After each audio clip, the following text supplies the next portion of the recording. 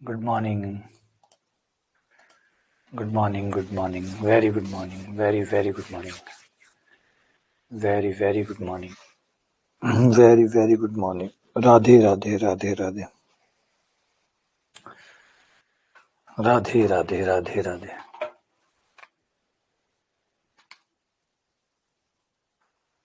Good morning. Good morning.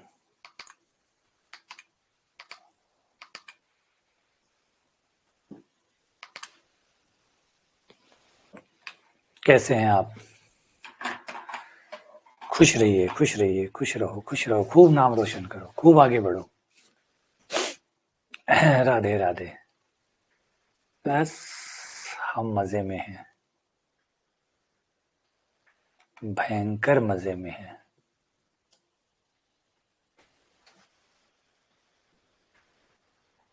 अच्छा, test नहीं डाला क्या? टेस्ट बाकी सब में तो डाल दिया. बाकी सब आप लोगों के लिए टेस्ट डाल दिए हैं, है ना. आप लोग ने देख लिया होगा. आप लोगों के लिए टेस्ट डाल दिए हैं. आप लोगों के जो चारों टॉपिक अभी तक हुए हैं, उन चारों टॉपिकों के कोर्स टेस्ट उन्हीं फोल्डर में डाल दिए गए हैं जिस फोल्डर में वो टॉपिक डाला हुआ है. जैसे बेसिक ऑफ मैथमेटिक्स है, उसका टेस्ट वहां डाल दिया है ना. और नंबर सिस्टम का टेस्ट नंबर सिस्टम में डाल दिया है. रिंग थ्योरी का टेस्ट रिंग थ्योरी में डाल दिया है. और एक टॉपिक और कौन सा पूरा हुआ था? बेसिक सीनियर में 10th में नंबर हो गया, पीजी में रिंग हो गया, और कर्व ट्रेसिंग हो गया. हाँ, एक कर्व ट्रेसिंग ग्रेजुएशन का जो कर्व ट्रेसिंग हुआ था वो. तो चारों टेस्ट आपके चारों फोल्डर्स में, फोल्डर के अंदर डाले हैं टेस्ट. उन्हीं फोल्डर के अंदर, है ना, उन्हीं फोल्डर के अंदर डाले हैं जिन फोल्डर में वो टॉपिक डाला हुआ है, जिसकी रिकॉर्डेड क्लासेस जहां पे हमने डाली है ना, न्यू लाइव क्लास के नाम से, वहां पे डाल दिए. आपको दिख नहीं रहा क्या? मैं दिखाता हूँ,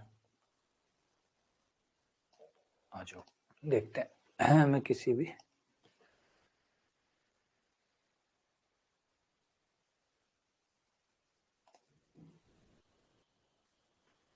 ओके ओके.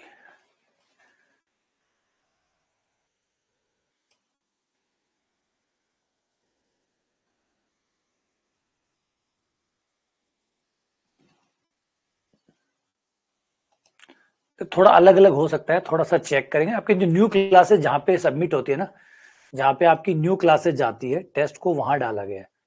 हाँ, हो सकता है कई कोर्सेज में भी नहीं डाला हो, ये हो सकता है. तो वो जो कंपटीशन लेवल वाला है ना, जिसके अंदर आपकी नया फोल्डर बनाया हुआ है, यहाँ पे एक नया फोल्डर बनाया हुआ है ना, ये रहा न्यू लाइव क्लास वाला. अब किसी में इसका नाम थोड़ा चेंज हो सकता है, देख लेना. थोड़ा बहुत ऐप को, थोड़े बहुत फोल्डर वोल्डर खोलोगे तो दिख जाएगा. तो इसको जब क्लिक करोगे ना, इसके अंदर टॉपिक वाइज उसको डाल दिया गया है. ये देखो, ये वाला था, इसको खोलो, खुल जाए.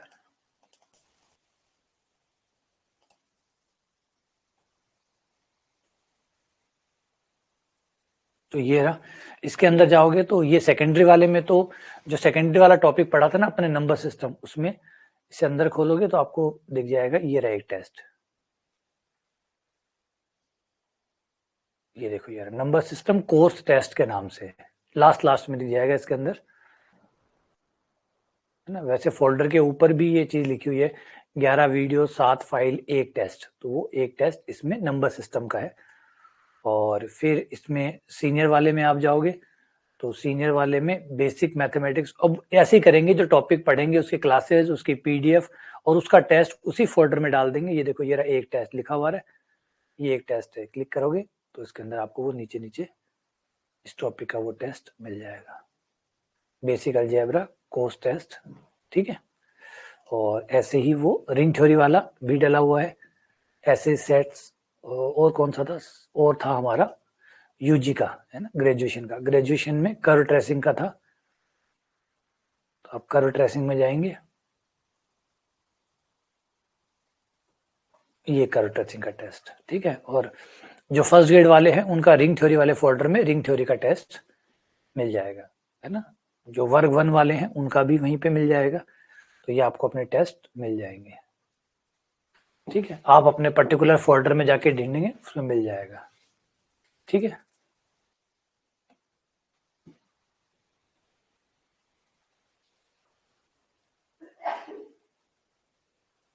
हाँ, पैनल पीडीएफ क्या, हाँ वो आज अपलोड हो जाएगी. पैनल पीडीएफ आज अपडेट हो जाएगी सारी.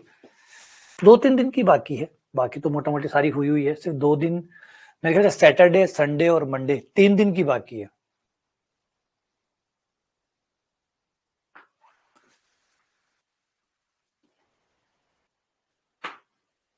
चलो आज हम जो पढ़ने वाले हैं वो है कार्तीय गुणन, समुच्चयों का कार्तीय गुणन, समुच्चयों का कार्तीय गुणन।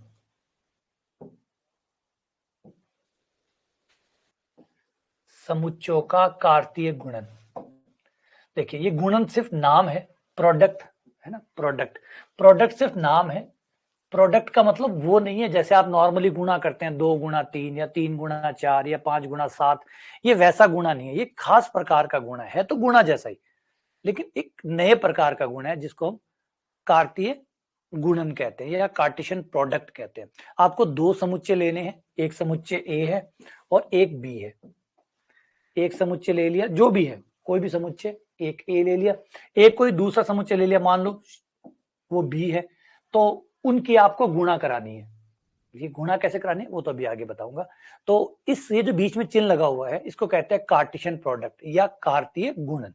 कैसे करता है काम? तो इस तरीके से काम करेगा कि ए में जो भी अवयव है, ए में जो भी अवयव है वो एक अवयव आप चुनिए, फिर एक बी का अवयव चुनिए और उनका पेयर बनाइए, जोड़ा बनाइए, इस तरीके से जैसे आप निर्देशांक बनाते हैं ना उस तरीके से। इसीलिए कार्टेशियन प्रोडक्ट लिखा हुआ नाम आ रहा है। कार्टेशियन मतलब कार्तीय निर्देशांक, जैसे कार्तीय निर्देशांक होते हैं, एक एक्स का निर्देशांक लिया, एक वाई का निर्देशांक लिया, एक उस तरीके का आइडिया है। तो यहाँ पे आपने एक्स कहां से लिया? ए से। ए समुच्चय से आपको एक्स लेना है, एक्स का मतलब पहला अवयव, पहला अवयव ए से लेना है, दूसरा अवयव आपको बी से लेना है, और इस तरीके से लेते जाओ और जोड़े बनाते जाओ, इस तरीके से लेते जाओ और जोड़े बनाते जाओ। इस जोड़े को ऑर्डर्ड पेयर कहते हैं, क्रमित युग्म कहते हैं।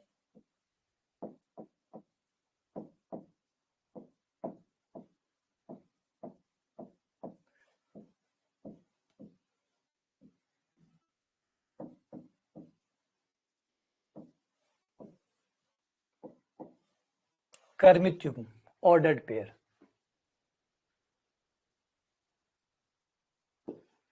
ऑर्डर्ड पेयर, क्रमित युग्म, क्रमित युग्म, ऑर्डर्ड पेयर।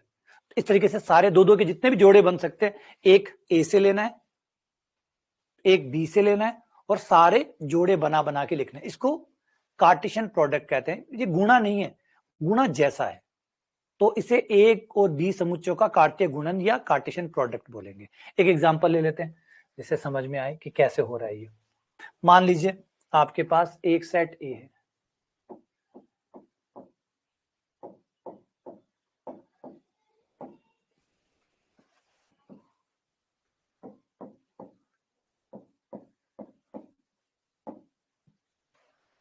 ए बी 1 2 3 और बी है एक्स कोमा वाई। अगर हम ए और बी की कार्तीय गुणन करें,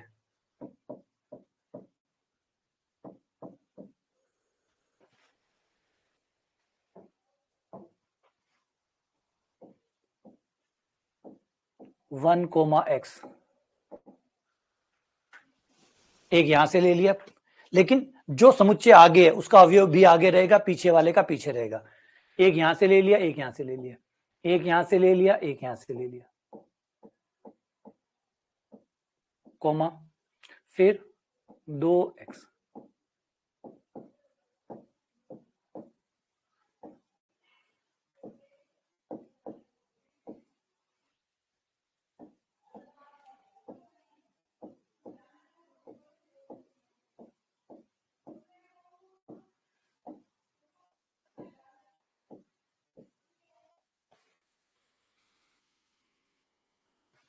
ए comma x, A comma y, 2 comma x, 2 comma y, 3 comma x, 3 comma y, 1 comma x, 1 comma y, 2 comma x, 2 comma y, 3 comma x, 3 comma y, and that.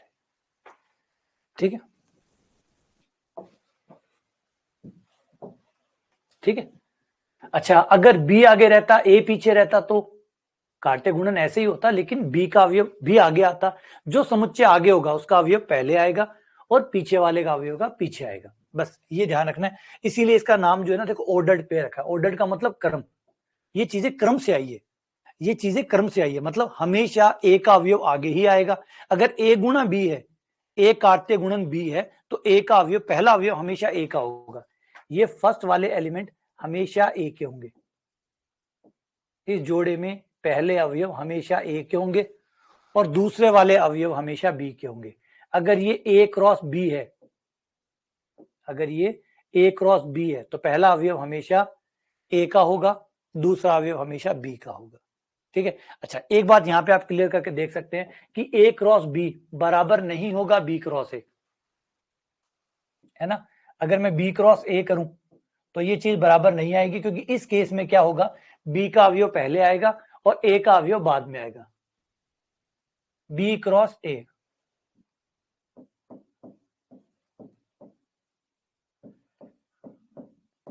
X comma एक, x comma दो,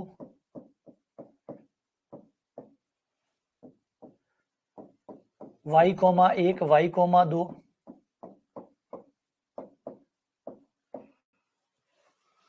x comma एक, x comma दो, x comma एक, x comma दो, x comma तीन, y comma एक, y comma दो, y comma तीन। तो आप देख सकते हो कि ये दोनों सेम नहीं है। क्यों? क्योंकि इसमें ए के अवयव पहले हैं, बी के अवयव बाद में, इसमें बी के अवयव पहले हैं, ए के अवयव बाद में। तो ए गुणा बी बराबर नहीं है बी गुणा ए। और सीधा लॉजिक है कि क्यों नहीं है, क्योंकि ए क्रॉस बी में ए के अवयव पहले आएंगे और बी क्रॉस ए में बी के अवयव पहले आएंगे। इसलिए कार्त्य गुणन ए कार्त्य गुणन बी बराबर नहीं होता बी कार्त्य गुणन ए।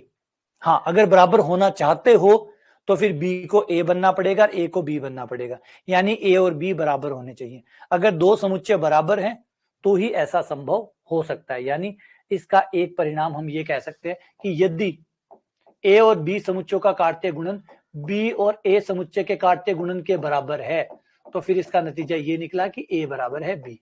फिर बी और ए में कोई अंतर नहीं हो सकता। क्यों? क्योंकि ए क्रॉस बी में तो ए के अवयव आगे आए होंगे, बी के पीछे आए होंगे, बी क्रॉस ए में बी के आगे आए होंगे, ए पीछे आए होंगे, और फिर भी हम कह रहे हैं कि सेम आए हैं। इसका मतलब जो बी के अवयव है वही ए के अवयव है, जो ए के अवयव है वही बी के अवयव है, तभी ऐसा हुआ होगा।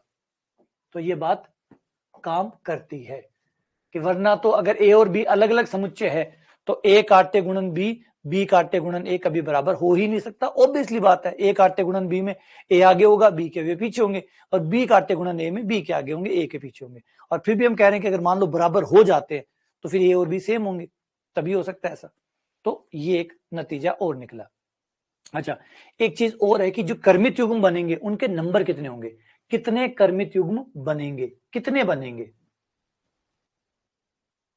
अब यहां पे गौर करो, यहां पे एक अवयव को हमने उठाया और बी के हर अवयव के साथ जोड़े बनाए, फिर दूसरे को उठाया सबके साथ जोड़े बनाए, फिर तीसरे को उठाया सबके साथ जोड़े बनाए।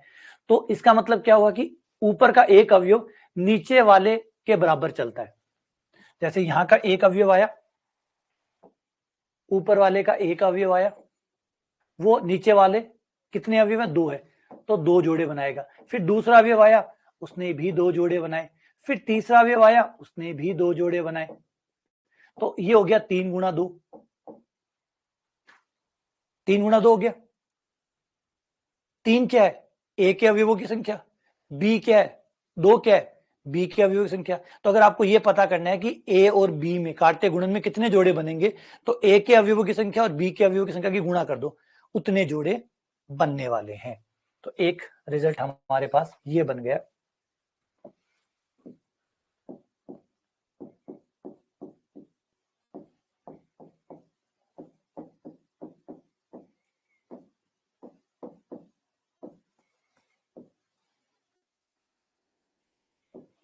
ये ए गुणा ए और बी के कार्त्य गुणन में कितने जोड़े बनेंगे, जवाब है ए में कितने अवयव हैं गुणा बी में कितने अवयव, उतने जोड़े बनने वाले हैं, उतने जोड़े बनेंगे। ये बात समझ में आई। अच्छा, अब थोड़ा सा ध्यान दिमाग से अच्छे से चीजों को, पहले जो बोर्ड पे दिखाई दे रहा है उससे थोड़ा सा ज्यादा समझने की कोशिश करिए कि ये है क्या चीज, इसमें कौन लोग रहते हैं, इसके अंदर जोड़े रहते हैं। जब भी ये एक समुच्चय का नाम है, ये एक समुच्चय है, अब आप कहोगे दो समुच्चयों का गुणा से क्या बना तो समुच्चय ना। ये देखो, ये ब्रैकेट लगा हुआ है, ये ब्रैकेट लगा हुआ है, और जब भी ये कर्ली ब्रैकेट लगे होते हैं इसका मतलब वो एक समुच्चय है। तो ए बी का कार्तीय गुणन भी क्या है, एक समुच्चय। नंबर एक बात, चीजों को थोड़ा सा एक्स्ट्रा देखने की कोशिश करिए, क्योंकि हर बात मुंह से नहीं बोली जा सकती, हर बात ना ही बोर्ड पे लिखी जा सकती है। सोच के देखिए, हर बात लिखी थोड़ी जा सकती है, हर बात बोली थोड़ी जा सकती है, लेकिन समझी तो बहुत कुछ जा सकती है, समझा बहुत कुछ जा सकता है। आप इसकी बारीकियों को समझ सकते हैं, इसे देख के सोचिए क्या क्या है ये। ए कार्तीय गुणन बी भी एक समुच्चय है। नंबर एक, किन का समुच्चय है, कर्मित युग्मों का समुच्चय। इसमें जो भी अवयव होंगे वो एक जोड़ा होगा, इसका कोई भी अवयव होगा तो एक जोड़ा होगा, और जोड़ा भी कैसा होगा, जिसका पहला अवयव ए का होगा, दूसरा अवयव बी का होगा। बात सही है, बात सही है। दोबारा से बोलता हूं, ए कार्तीय गुणन बी करने से भी एक समुच्चय का ही निर्माण होता है। ए समुच्चय है, बी समुच्चय है, ए और बी के कार्टेशियन प्रोडक्ट से भी एक समुच्चय का ही निर्माण हुआ है। इस समुच्चय में कौन रहते हैं, क्रमित युग्म रहते हैं, ऑर्डर्ड पेयर रहते हैं, है ना। यहाँ के जो अवयव हैं वो ब्रैकेट एक्स कोमा वाई जैसे हैं, ऐसे अवयव यहाँ पर रहते हैं, जिसका पहला अवयव आपके ए से आया हुआ है और दूसरा अवयव बी से आया हुआ है। कितने जोड़े बनेंगे, कितने जोड़े बनेंगे, उतने जोड़े बनेंगे जितने ए में अवयव हैं, बी में अवयव, उनके गुणनफल होगा, उतने जोड़े इसमें बनने वाले। क्लियर हो गया, ठीक है। तो ये हो गया ए कार्तीय गुणन बी में अवयवों की संख्या। अब आगे बढ़ते हैं, इसके उप समुच्चय बनाते हैं। कितने, घात समुच्चय बनाते हैं, घात समुच्चय। घात समुच्चय क्या होता है, क्योंकि है तो समुच्चय ना, और हर समुच्चय का घात समुच्चय होता है, पावर सेट होता है, हर समुच्चय का पावर सेट होता है। तो power set of A cross B बनाते हैं।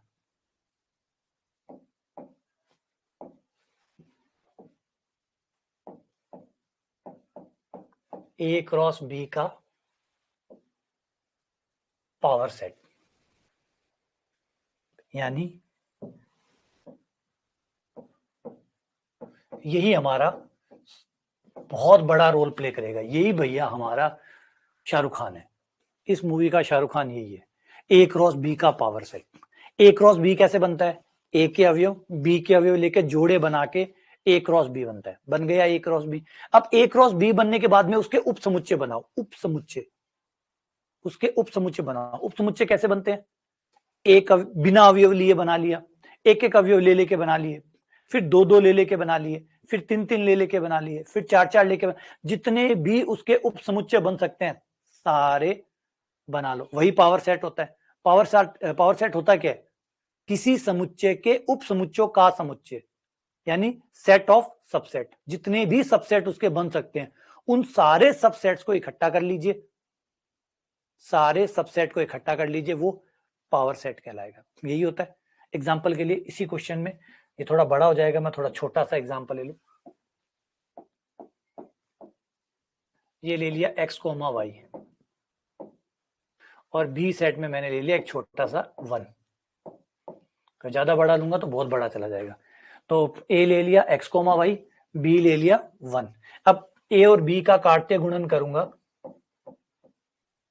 तो कार्तीय गुणन का मतलब जोड़े बनेंगे, जोड़ा होगा एक्स का 1 के साथ, तो हो गया एक्स कोमा 1, फिर हो गया वाई कोमा 1। ये मेरे दो जोड़े बने। दो ही बन सकते थे, बिल्कुल दो ही बनने थे, क्योंकि इसमें दो अवयव है, इसमें एक अवयव है, तो 2 गुणा 1 2, तो दो ही जोड़े बनने थे, दो बन गए। अब इसका पावर सेट बनाएंगे तो, अब इसका पावर सेट बनाएंगे तो पावर सेट होता है किसी सेट के सारे उप समुच्चयों का समुच्चय। अब इसके सारे उप समुच्चय बनाओ। पहला उप समुच्चय तो सबका खाली होता है, सबसे पहले तो खाली, नंबर 1। नंबर 2, फिर एक को लेकर, एक अवयव को लेकर, फिर दूसरे अवयव को लेकर, फिर दोनों अवयव को लेकर,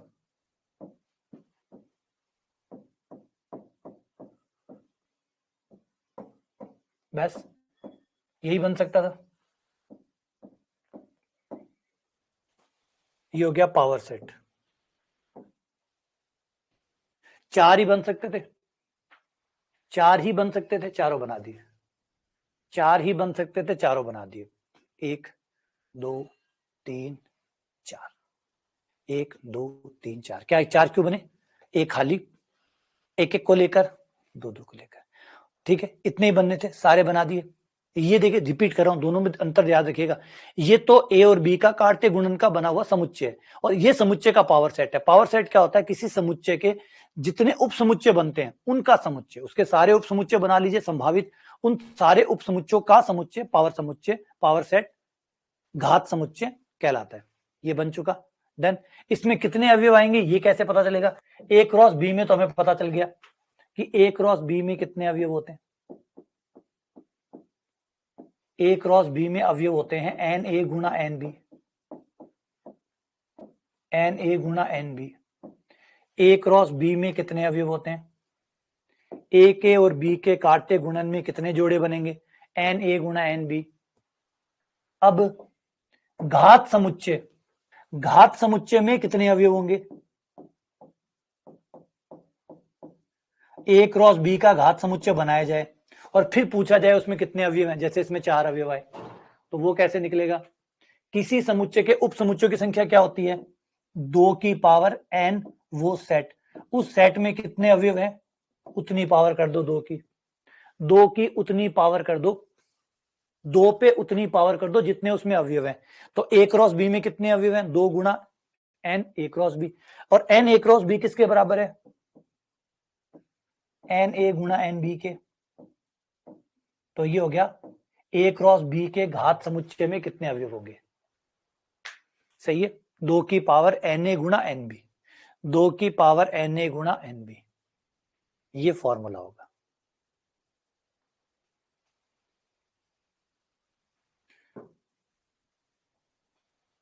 सही है,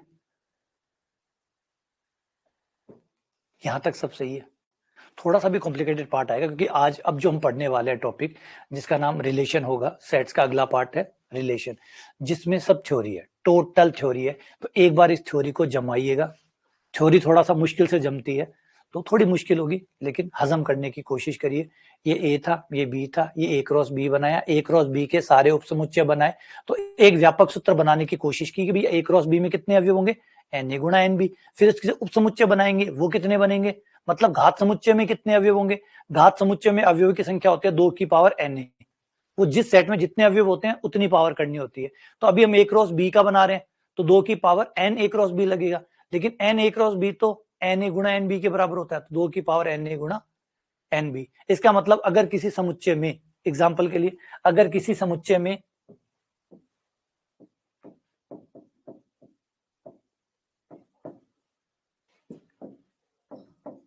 इसमें 3 अवयव है ए में, और बी में 2 अवयव है, ए में 3 अवयव है, बी में 2 अवयव है, तो उनके कार्तीय गुणन में कितने अवयव होंगे? एन ए गुणा एन बी, एन ए गुणा एन बी, 3 गुणा 2 6, 6 जोड़े ए क्रॉस बी के अंदर 6 जोड़े बनेंगे। उन 6 जोड़ों के उप समुच्चय कितने बनेंगे? एन एक पी ए क्रॉस बी। उसके घात समुच्चय में कितने अवयव होंगे? घात समुच्चय में अवयव मतलब कुल उप समुच्चय, कुल उप समुच्चय कितने होंगे?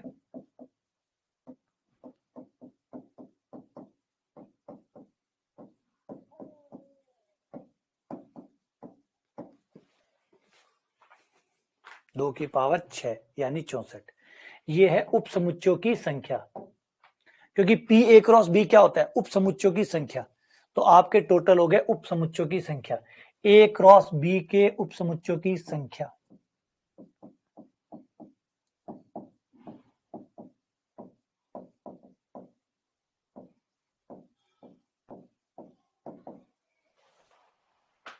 Total number of subset of A cross B, A cross B के उप समुच्चयों की संख्या 2 two the power n A गुणा एन बी।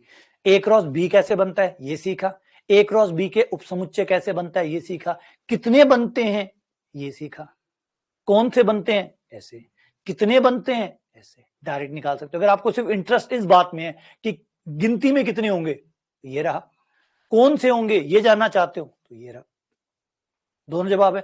कौन बनेंगे ये जानना चाहते हो तो ये रहा, कितने बनेंगे, सिर्फ कितने बने में इंटरेस्ट है तो ये आ जाओ। ये दोनों फॉर्मूले अपना अपना काम करेंगे। क्लियर है? अब आते हैं अगले खेल के ऊपर जो महत्वपूर्ण है, जिसका नाम है रिलेशन। ये रिलेशन क्या होता है? रिलेशन कुछ नहीं, एक समुच्चय का नाम है। अब यहाँ पे एक अजीब बात लगेगी, बार बार आप एक ही बात सुनोगे, समुच्चय समुच्चय समुच्चय। अरे बड़ा इंटरेस्टिंग बात ये होगी कि सब समुच्चय। बोला हाँ जी सब समुच्चय। तो सबके सब समुच्चय? जवाब है हाँ जी सबके सब समुच्चय। तो फिर संबंध कुछ नहीं होता?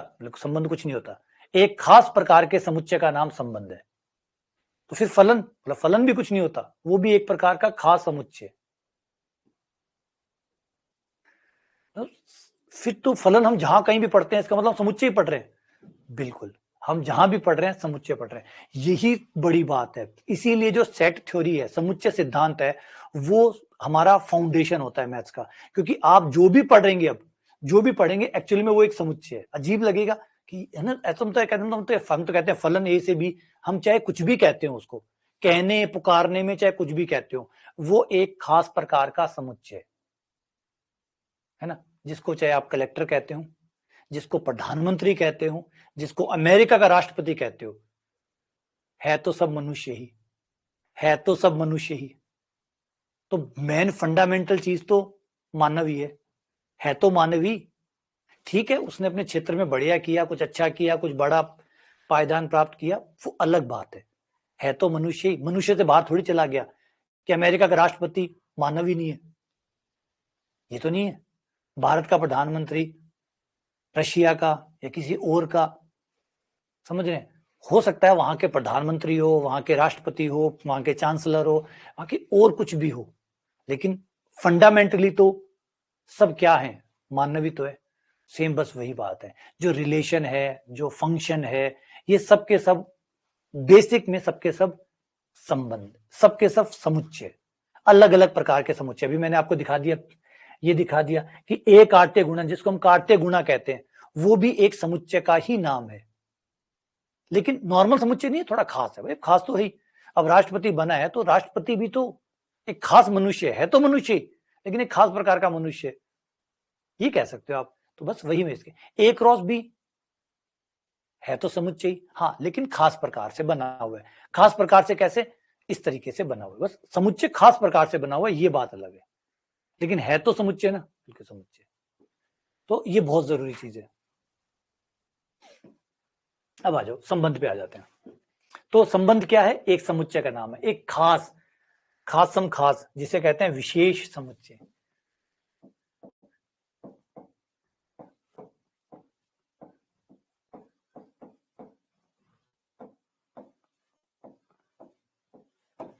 एक विशेष समुच्चय का नाम संबंध है। अब ये बात है, समुच्चय तो क्लियर है तो ये भी जो होगा, जो संबंध होगा वो भी एक समुच्चय होगा, लेकिन अब ये समझना है कि विशेष का मतलब क्या है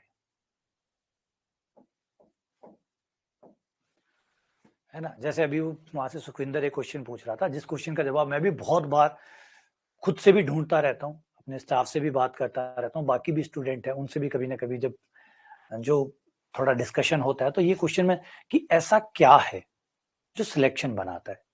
ये बहुत ही इंटरेक्टिव क्वेश्चन है, बहुत इंपॉर्टेंट क्वेश्चन है। ऐसा क्या है जो सिलेक्शन बनाता है? क्योंकि मैंने अपने जीवन में बहुत सारी चीजें ऐसी देखी, मैंने ऐसे बच्चे भी देखे हैं जो पढ़ाई में इतने अच्छे नहीं थे, फिर भी उन्होंने सिलेक्शन बनाया। बहुत से बच्चे ऐसे भी देखे हैं जो पढ़ाई में बहुत अच्छे थे, फिर भी वो सिलेक्शन नहीं निकाल पाए। ऐसा कुछ है, ऐसा कुछ कमाल है, ऐसा कुछ है। बहुत बच्चे हैं जो मैं पढ़ते हुए देखता हूँ, मुझे लगता है कितना पढ़ रहे हैं, कितनी मेहनत कर रहे हैं। आप भी जाके लाइब्रेरी में देखेंगे तो ऐसे आपको मिलेंगे जो 10 से 12 घंटे कंटिन्यू पढ़ रहे हैं, लगातार पढ़ रहे हैं और कई सालों से पढ़ रहे हैं, लेकिन एक भी एग्जाम उनका क्रैक नहीं हो रहा। कुछ ऐसे लोग हैं जो 2 महीने 3 महीनों में एग्जाम क्रैक कर देते हैं। तो ऐसा क्या है, ऐसा क्या स्पेशल है, ऐसी क्या क्वालिटीज है?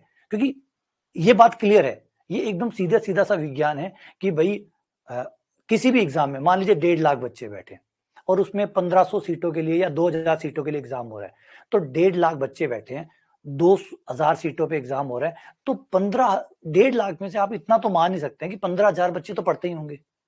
1.5 लाख में से 15,000 बच्चे तो पढ़ते ही होंगे।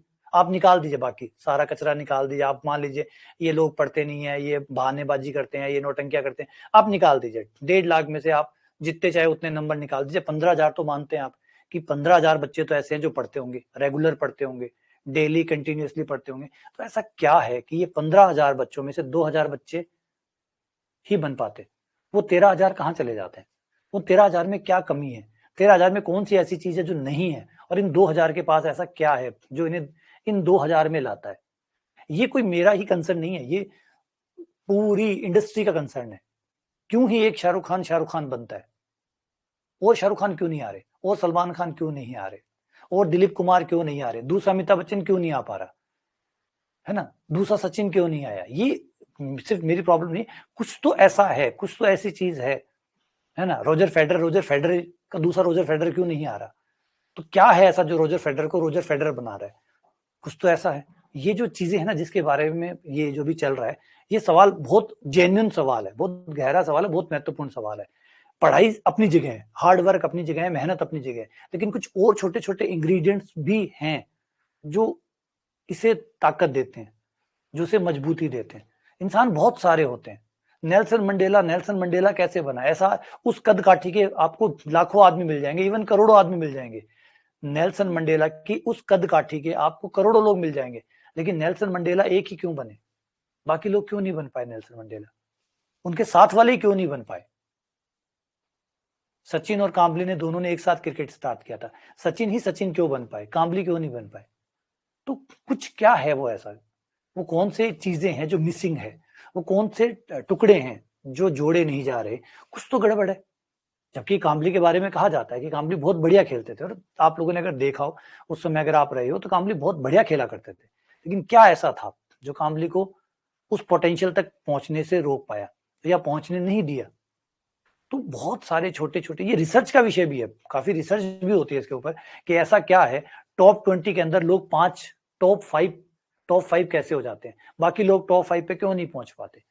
तो यही वो हमारे लिए भी इंपॉर्टेंट हो जाता है। और ये सवाल मेरे लिए तो बहुत इंपॉर्टेंट है, क्योंकि मैं कोचिंग रन करता हूँ, तो मेरे लिए सवाल बहुत ज्यादा महत्वपूर्ण है कि क्या है, ऐसा कौन सी चीज है जो मैं दूसरी कोचिंग नहीं दे पा रही, मुझे देना होगा, और मुझे देना होगा तो मेरे बच्चा का सिलेक्शन। भाई कोई बच्चा मुझे चूज कर रहा है ओवर दूसरी कोचिंग पे, तो मुझे चूज कर रहा है, इसका मतलब मुझे कुछ स्पेशल देना होगा, मुझे उस स्पेशल चीज को ढूंढना होगा कि पहले तो मुझे पता हो कि वो कौन सी स्पेशल चीज है जिसको मिलाने से सिलेक्शन आता है, तो मैं बच्चों को वो दे पाऊं, है ना। भाई आप लोगों ने उन लोगों के कंपेयर में मुझे चुना है, अब मुझे चुना है तो मेरा फर्ज बनता है कि मैं कुछ ऐसा लेके आऊं, मैं कुछ ऐसा इंग्रेडिएंट लेके आऊं जिससे वो सिलेक्शन वाली जो चीज है वो मैं बना सकूं। तो ये जो सवाल है बड़ा गहरा है, बहुत इंपॉर्टेंट सवाल है ये, कि इसलिए है ना, वही विशेष, ये विशेष समुच्चय को विशेष कौन बना रहा है? ये जैसे आप है, आप लोगों को विशेष बनाना है, तो ये विशेष क्या है जो आपको विशेष बनाएगा?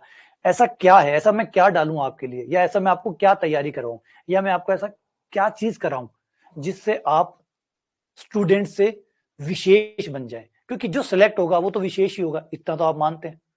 भाई जो सिलेक्ट होगा वो तो विशेष होगा। तो ये विशेषता क्या है, क्या ऐसा है, कौन सा मतलब गरम मसाला, कौन सा तड़का लगाना है कि ये चीज अगर आपने डाल दिया तो ये जो स्टूडेंट है, ये स्टूडेंट से उठकर विशेष स्टूडेंट बन जाएगा?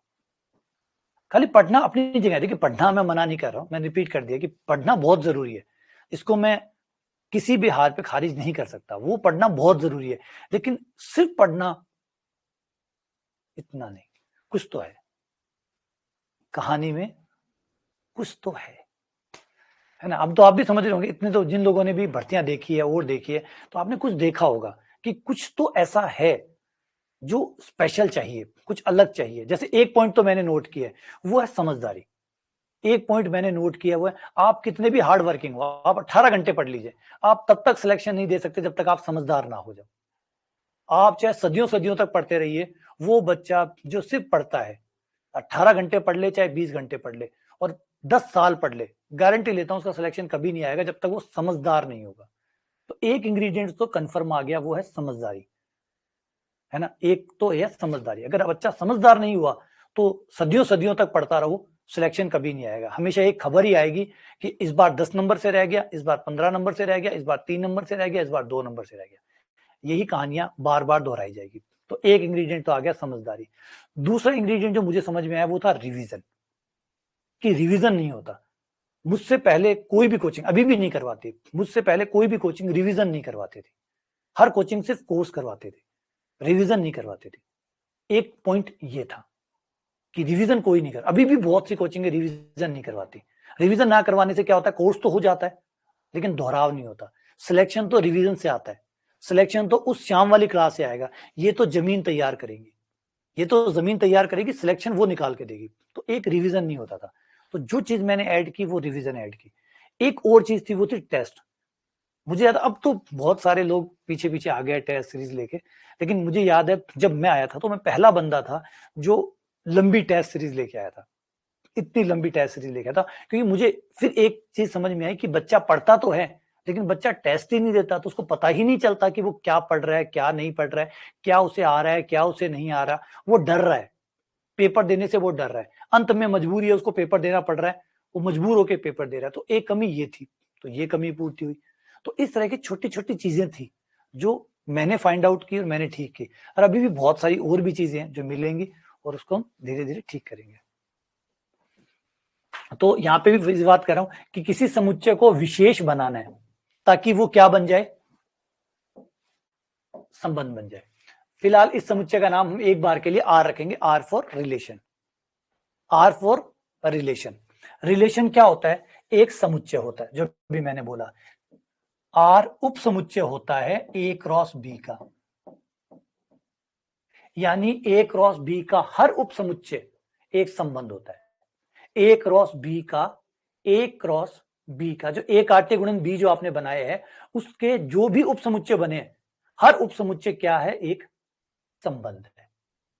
हर उप समुच्चय एक संबंध है। ए क्रॉस बी का प्रत्येक उप समुच्चय, प्रत्येक जितने भी उप समुच्चय हैं जो बन सकते हैं, कितने बन सकते हैं, 2 की पावर एन ए गुणा एन बी, ये जितने बन सकते हैं ये सबके सब एक संबंध है। हर कोई अपने आप में एक संबंध है।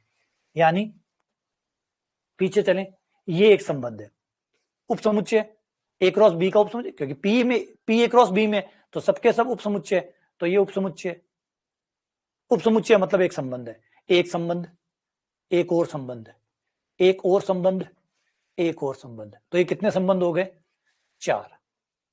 हर कोई अपने आप में एक संबंध है। ठीक है,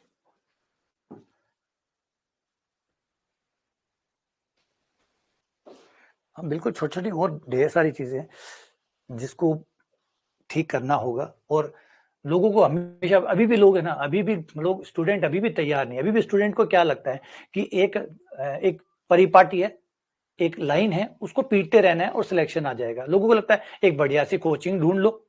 इस टाइम में 2024 2025 जिसमें एआई इतना हावी है, उस एज में भी बच्चों को अभी भी ऐसा ही लगता है कि एक बढ़िया सी कोचिंग, एक बड़ी जो नामी गिरामी कोचिंग होती है जो सदियों से चल रही है, उस कोचिंग को पकड़ लो और वहां चले जाओ और एक फिक्स किताब पकड़ लो, एसआर सैनी, तो उसको पढ़ लो और सिलेक्शन निकल जाएगा। आज की एज में भी बच्चा ये मानता है, इतना डेवलपमेंट हो गया और हो गया, फिर भी वो उसको पकड़ के बैठा है।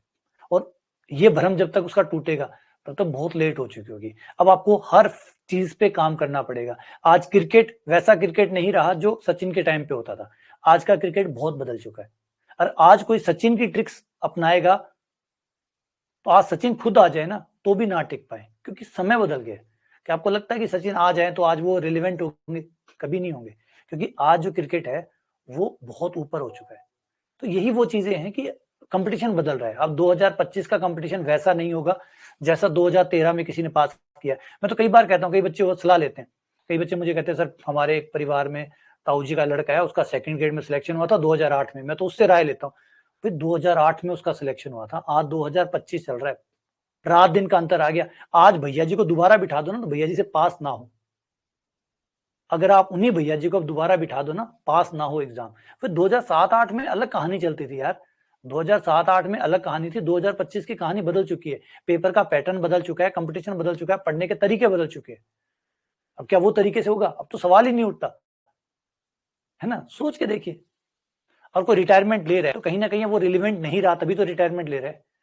वो रिटायरमेंट हो चुके हैं, अब उनसे राय लेना मतलब आप क्या कर रहे हैं? अगर आप किसी आज 2008 या 2010 का कोई व्यक्ति नौकरी लगा हुआ है और आप उससे राय ले रहे हो, तो आप बहुत पुरानी राय ले रहे हो, बहुत पुरानी। ये कुछ वैसा हो गया 1990 के आदमी से पूछना कि किस चीज की पढ़ाई करूं। तो कभी भी पुराने लोगों से उनका सिलेक्शन हुआ वो सम्माननीय है, बिल्कुल सम्माननीय, लेकिन उनसे उनकी राय अब आउटडेटेड है, एक्सपायर है। हाँ, अगर वो अपने आप को अपग्रेड कर रहे हैं तो बात अलग है, अगर वो अपग्रेड नहीं कर रहे हैं तो उनकी राय बिल्कुल मत लीजिएगा, क्योंकि वो राय अब एक्सपायर हो चुकी है। जैसे दवाई होती है, एक्सपायर डेट आती है, उनकी राय एक्सपायर हो चुकी है, अब उनकी राय आपके कोई काम नहीं करेगी। ठीक है, चलो आते हैं फिर आगे। तो आर उप समुच्चय होगा ए क्रॉस बी का। ए क्रॉस बी का हर उप समुच्चय अपने आप में एक संबंध कहलाता है। ए क्रॉस बी का हर उप समुच्चय अपने आप में एक संबंध कहलाता है। ए क्रॉस बी उठाइए, उसका कोई भी उप समुच्चय, कोई भी उप समुच्चय, कोई भी हर उप समुच्चय क्या कहलाएगा? एक संबंध कहलाएगा। ठीक, एग्जांपल लेता हूं, देखो ये मान लो आपका कोई सेट ई है,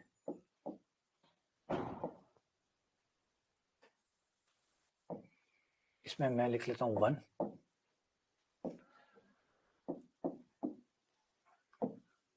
2, 3।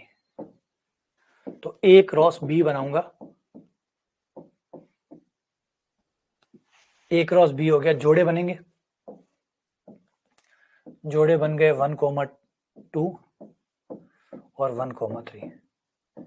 अब इसका कोई भी उप समुच्चय उठा लीजिए, कोई भी उप समुच्चय, 4 उप समुच्चय बन सकते हैं, इसके 4 उप समुच्चय बन सकते हैं और चारों के चारों संबंध होंगे। पहला उप समुच्चय उठाया 5, एक संबंध, संबंध नंबर 1, संबंध नंबर 2,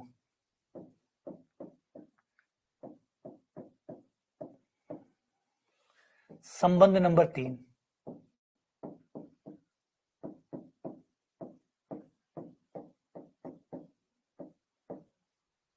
एक 3,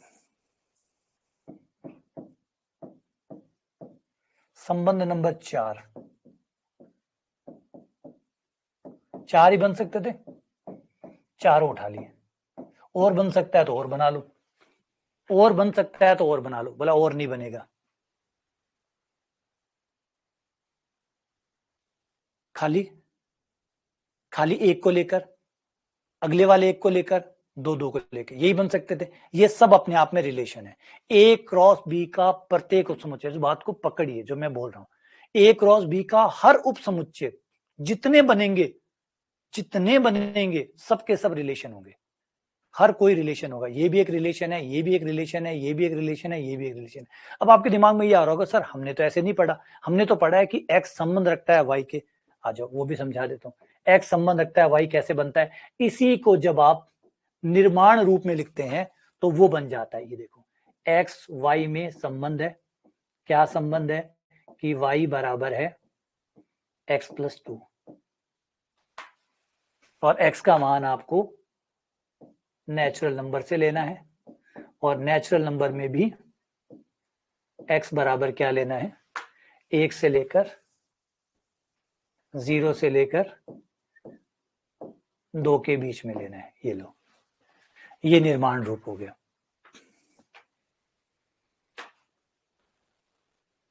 या फिर ये कहने की जरूरत ही नहीं है, यहां से भी हटा दो, ये भी हटा दो, सीधा कह दो x belongs to a, x को a से लेना है तो अपने आप ही एक ही लेना है खाली। ये लो, ये बन गया, ये तो पड़ा हुआ है, तो इससे ये आया या इससे ये आया, बात तो एक ही है। तो इसको आप रिलेशन कहते हैं, इसको आप रिलेशन कहते हैं। तो ए क्रॉस बी के जो उप समुच्चय होते हैं उन्हीं का नाम रिलेशन होता है। ए क्रॉस बी के जो उप समुच्चय होते हैं उन्हीं का नाम रिलेशन होता है। अब खाली रखना है तो कोई शर्त डाल दो ऐसी जिसको पूरी कर ही ना पाए, ऐसी शर्त रख दो जिसको कोई पूरा ना कर पाए। ये लो, खाली समुच्चय क्या होता है, ऐसी शर्त डालो जिसको कोई पूरी ना कर पाए। ये लो, y बराबर x होना चाहिए, x का मान आपको a से लेना है, x का मान a से लेना है, y का मान b से लेना है, x का मान a से, y का मान b से। ऐसा लो जो x और y बराबर हो जाए, x a से लेना है, y b से लेना है, कोई मिलेगा? एक भी नहीं मिलेगा, समुच्चय खाली रह जाएगा। तो ये बन गया, इसका ये बन गया, ऐसे इसका बनाना चाहो ये बना लो। एक्स कोमा वाई, जहां पे y बराबर हो x प्लस 1, एक्स का मान ए से। वो फिर निर्माण रूप न बन जाएगा, वो शर्तें देखो, शर्तें देकर निर्माण रूप बना लो, निर्माण रूप बन जाएगा, वो तो कोई दिक्कत ही नहीं है। अब इसी चीज को क्या करते हैं हम लोग, इसी चीज को, इसी समुच्चय को लिखने का एक और तरीका बना सकते हैं। इसी चीज को कोई भी ले लो, जैसे यही ले लिया, इसी चीज को आप ऐसे भी लिख सकते हो, x संबंध रखता है y से, मतलब x और y का जोड़ा बनेगा, संबंध रखता है मतलब जोड़ा बनेगा। कैसे बनेगा, इस तरीके से कि y बराबर है x प्लस 1, जहां x का मान आपको लेना है a से और y का मान लेना है b से, ये ऐसे लिखा जाता है। फिर आप इसको ऐसे लिख देते हैं, बात वही है, कान यहां से पकड़ो चाहे यहां से पकड़ो, एक ही चीज है, लिखने का तरीका अलग है। तो बेसिक आइडिया क्या है कि संबंध क्या होता है, संबंध आपके a क्रॉस b का एक उपसमुच्चय होता है, आपका जो कार्तीय गुणन है, कार्तीय गुणन का एक उपसमुच्चय। अब इसमें कोई जोड़े आए होंगे, कई में 2 जोड़े आए होंगे, कोई शर्त तो रही होगी ना, कोई शर्त तो पूरी कर, जैसे अब इसमें ये जोड़ा आया, कोई शर्त तो हुई होगी, जैसे यहाँ पे y का मान x के मान से 1 ज्यादा है, इस केस में 2 ज्यादा है, इस केस में 1 और 2 ज्यादा है, तो कोई तो शर्त रही होगी, आपको उसको शर्त के रूप में लिख सकते हैं, है। निर्माण रूप क्या होता है, शर्त के रूप में लिखना, निर्माण रूप क्या होता है, नियम के रूप में लिखना, तो वो जो नियम है वो लिख दो। तो हमने क्या माना हुआ, हम ये मानते हैं कि यही चीज संबंध होती है, ये नहीं होती संबंध, एक्चुअल में संबंध ये है। फिर इसका समुच्चय रूप भी होता है जिसे रोस्टर रूप कहते हैं, इसका निर्माण रूप भी होता है, जो हम ज्यादातर पढ़ते हैं वो निर्माण रूप पढ़ते हैं, लेकिन एक्चुअल में क्या है ये है। तो अब ये बताइए कि कितने संबंध होते हैं, हमें आपसे पूछूं कि किसी समुच्चय ए क्रॉस बी, ए से बी के बीच में कितने संबंध हो सकते हैं, ए से बी के बीच में कितने संबंध हो सकते हैं, टोटल नंबर ऑफ रिलेशन, कितने संबंध हो सकते हैं,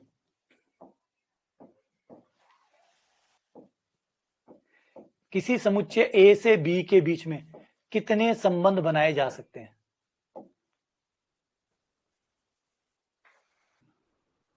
जितने ए क्रॉस बी के उपसमुच्चय बनाए जा सकते हैं, जितने ए क्रॉस बी के उपसमुच्चय बनाए जा सकते हैं। तो total number of relation A cross B के उपसमुच्चयों की संख्या के बराबर होते हैं, यानी घात समुच्चय के अवयवों की संख्या, क्योंकि घात समुच्चय यानी total number of power set in A cross B, A cross B के घात समुच्चय में जितने अवयव होंगे उतने संबंध बनेंगे, या यूं बोल दूं कि ए क्रॉस बी के उपसमुच्चयों की संख्या, ए क्रॉस बी के उपसमुच्चयों की संख्या,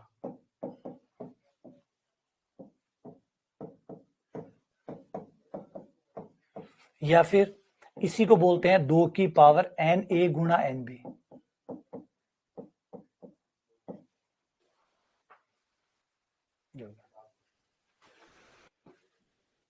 सही है, कुल संबंधों की संख्या इतनी होती है, 2 की पावर एन ए गुणा एन बी। अब समझ में आएगी इतने संबंध क्यों होते हैं, इतने संबंध क्यों होते हैं, ये कंसेप्ट क्लियर हुआ, इतने संबंध क्यों होते हैं, क्योंकि ए क्रॉस बी का हर समुच्चय अपने आप में एक संबंध है, ए क्रॉस बी का हर उपसमुच्चय, हर सबसेट अपने आप में एक रिलेशन है। इस वजह से जब आप रिलेशन बनाते हैं तो एक रिलेशन आपको खाली भी मिलता है, एक रिलेशन आपको खाली भी मिलता है, इसे कहते हैं रिक्त संबंध, रिक्त। एक अगर गौर करें लास्ट में, ये ए क्रॉस बी के बराबर भी मिलता है, एक जिसमें सारे जोड़े आ गए, इसे यूनिवर्सल रिलेशन कहते हैं। एक बनता है खाली जब कुछ नहीं लिया, कोई भी नहीं लिया, एक जब सारे ले लिए, ए क्रॉस बी, इसमें सारे जोड़े आ जाएंगे, इसमें कोई नहीं आएगा, एक कहलाता है हमारा रिक्त संबंध, जिसे कहते हैं एम्प्टी रिलेशन। एक होता है पूरा भरा हुआ यूनिवर्सल रिलेशन, जिसमें सब आ गए, सारी चीजें आ गई जो बन सकती थी वो सब आ गए, और बाकी सब इनके बीच में आ गए। तो 2 संबंधों के नाम तो यहीं से ऐड कर देते हैं, एक का नाम रिक्त संबंध,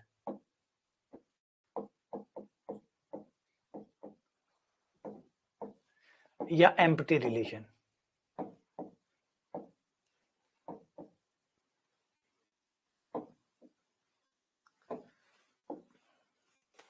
एम्प्टी रिलेशन।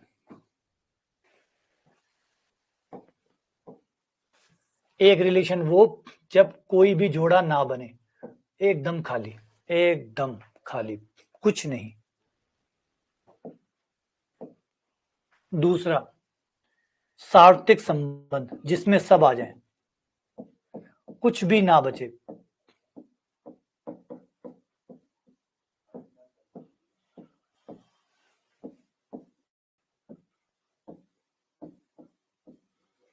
यूनिवर्सल, कुछ ना बचे। बचेगा कैसे? अगर आप पूरा A क्रॉस B के बराबर ले लोगे तो मजाल है कुछ बच जाए, कुछ भी नहीं बचेगा, सब आ जाएगा।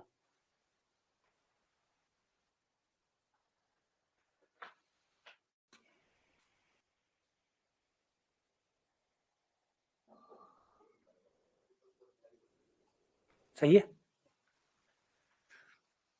बढ़िया दीपक। आर खाली, सार्वत्रिक संबंध A क्रॉस B।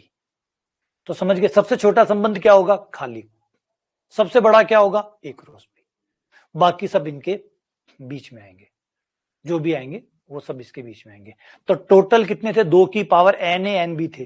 तो एक तो आपका खाली हो जाता है। अगर पूछे, अब ये पूछे कि अरिक्त संबंध कितने होते हैं, कुल अरिक्त संबंध, तो अरिक्त एक ही अरिक्त होता है, एक ही रिक्त होता है, बाकी सब तो अरिक्त होते हैं। तो अगर इसी में एक चीज और ऐड कर ले कि कुल अरिक्त संबंधों की संख्या, कुल अरिक्त खाली ना हो, अरिक्त नॉन एम्प्टी,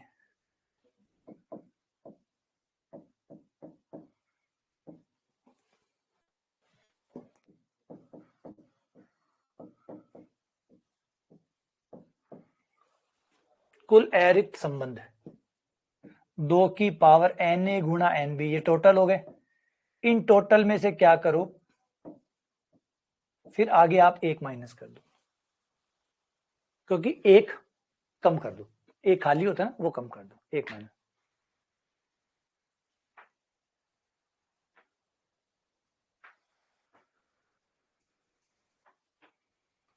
सही है। ये -1 कौन है? खाली वाला। एक सेट खाली बनता है, उसका एक माइनस। सही है, डन। चलो आगे बढ़ते हैं। कुछ खास प्रकार के संबंध जो हमारे बहुत काम आएंगे, जिनके ऊपर ही हमारे सवाल आएंगे। 3 प्रकार के खास रिलेशन, रिफ्लेक्सिव, सिमेट्रिक, ट्रांजिटिव, सौतुल्य, सम्मित, संक्रामक। बस हमारे ये 3 भाई लोग सबसे काम के। सौतुल्य, सम्मित, संक्रामक, इनको ध्यान से सुनिएगा, एक एक बात को ध्यान से समझिएगा। अगर डाउट रह गया तो रह ही जाएगा, इनमें अगर डाउट रह गया तो रह जाएगा। तो इनको ध्यान से सुनिएगा, क्योंकि इनको लेके बहुत कंफ्यूजन होती है। इनको लेके इनकी परिभाषा इतनी क्लोज होती है, इतना छोटा छोटा गैप छोड़ देती है बीच में, कि बच्चा बाद में खासकर संक्रामक को लेके बहुत ज्यादा कंफ्यूज रहता है। क्योंकि क्या एक्चुअली होता, क्या परिभाषा आप जो किताब से देखते हैं ना, आप कभी भी वो परिभाषा याद नहीं करते, आप अपने मन की परिभाषा याद करते हैं। आप अपने मन से जो सोच लेते हैं वही होता है। इसे छोटा सा एग्जांपल ले लीजिए। आप लोग स्कूल में नोट्स बनाते थे, गुरुजी आपको बहुत कुछ लिखवाते थे, आप बहुत कुछ लिखते थे। पेपर में क्या लिखते थे आप? पेपर में क्या लिखते थे? समझ में आया क्या होता था? जो आपने किताब कॉपी में लिखा है वो, या जो मन में आ रहा था वो। पेपर में जब आप लिखने जाते हैं तो क्या लिखते हैं आप? जो आपके मन में आता है, ना कि वो जो रजिस्टर में लिखा हुआ था। यही एक एक्चुअल में प्रॉब्लम होती है, यही सबसे बड़ी प्रॉब्लम होती है। किताब में क्या लिखा हुआ है ये ज्यादा इंपॉर्टेंट नहीं होता, ज्यादा इंपॉर्टेंट होता है कि आप उसे क्या समझ रहे हैं, आप उसे क्या समझ रहे हैं। और आप जो समझ रहे हैं काम तो आप उसी को लेंगे ना। तो अगर आपने गलत समझ लिया तो आप गलत ही काम में लेंगे, क्योंकि किताब की कोई गलती नहीं है। किताब बोल के नहीं कहती, किताब आपको थप्पड़ नहीं मारेगी, किताब आपको डांटेगी नहीं। आप उसको जैसा समझना चाहते हैं वैसा समझ लो। तो यहीं से शुरू होती है हमारी गलत फहमियां, यही गलत फहमी है। किताब गलत नहीं है, गलती क्या हुई, जब वो लिखा हुआ था उसको हमने कैसे समझा। अगर हमने गलत समझ लिया तो हम गलत ही काम में लेंगे, गलत समझ लिया गलत काम में लेंगे, फिर सारी चीज गलत गलत गलत गलत होती रहेगी, और फिर गलतियां कंटिन्यू सो ऑन एंड चलती रहेगी। ये वो सबसे बड़ी प्रॉब्लम होती है इनकी डेफिनेशन के साथ, कि पढ़ती टाइम पे हम लोग समझती टाइम पर हम गलतियां कर देते हैं और फिर वो गलती हमारे सिस्टम में इनबिल्ट हो जाती है, वो परेशान करती है।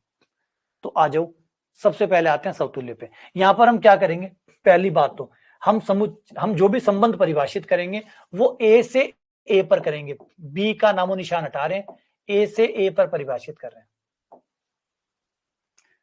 है ना। अच्छा, ए से ए पे क्यों कर रहे हैं, ताकि वो झंझट ही खत्म हो जाए, वो झंझट खत्म हो जाए ए से बी पर। इसको ए की भाषा में बोल देंगे, संबंध आर परिभाषित है ए पर, आर डिफाइंड है या परिभाषित है समुच्चय ए पर। इसका मतलब आगे वाला भी ए है और पीछे वाला भी ए है, तो वो हमारे 2-2 वाला खेल खत्म हो जाएगा। जो लेना होगा ए में ले लो यार, क्या फालतू में बी और बनाए, 2-2 बनाने का क्या मतलब है, जो डालना वो ए में डाल दो, तो थोड़ा सा आसान हो जाता है। इसलिए हम ए से ए पर ही परिभाषित करेंगे, यानी हमारा आर जो है, जो संबंध है वो ए क्रॉस ए का उप समुच्चय होगा, क्योंकि दोनों इस बार ए है, तो ए क्रॉस ए का उप समुच्चय होगा। अब इसमें तो बहुत सारे संबंध बनेंगे, बहुत सारे बने, अब ध्यान से यहाँ पे ध्यान देना, बहुत सारे संबंध बनेंगे। ए क्रॉस ए के जो संबंध बनेंगे उनकी संख्या 2 की पावर एन ए गुणा एन ए होगी, एन ए गुणा एन ए होगी, यानी 2 की पावर एन ए का स्क्वायर होगा। इतने संबंध बनने वाले हैं, और ये कम नहीं है, बहुत है। अगर ए